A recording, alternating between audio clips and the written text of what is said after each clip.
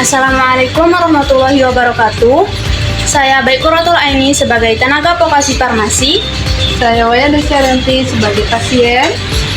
Di sini kami akan mensuamedikasikan obat batuk. Selamat menonton. Selamat siang. Siang Ibu. Saya Yeni, tenaga vokasi farmasi yang bertugas hari ini. Ada yang bisa saya bantu? Saya mau cari obat batuk, Mbak. Buat siapa kalau boleh tahu? Untuk diri saya sendiri. Gejalanya udah berapa hari? Sudah 3 hari, Mbak. Oh ya, gejalanya apa aja? Batuk berdahak, pusing, sama sedikit menggigil. Oh, sebelumnya ada minum obat apa? Oh, kayaknya saya cuma minum air jahe. Itu aja. Oke. Kalau boleh tahu, Ibu tahu nggak gejala sakitnya sebelumnya apa?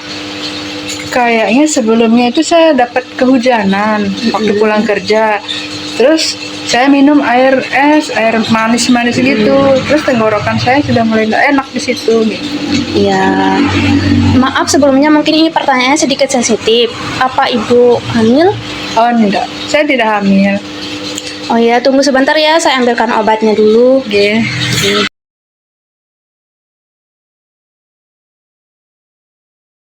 Makasih udah nunggu. Maaf sebelumnya, Ibu ada alergi obat? Nggak ada. Oke, ini obatnya ada 2, Nggih. Ada paracetamol untuk demam sama pusingnya. Diminumnya 3 kali sehari sesudah makan. Kalau udah nggak demam atau pusing, ini bisa dihentikan, nggak usah diminum lagi. Ini juga ada OBH kombinya untuk batuk berdahaknya. Diminumnya 3 kali sehari 15 ml. Oh ya. Kalau seandainya Ibu berpergian, ini nggak usah diminum karena ini menyebabkan ngantuk. Oh. Iya. Jadi ini obat saya minum 3 kali sehari bila demam sama sakit kepala. Kalau nggak nyeri, saya nggak minum ya.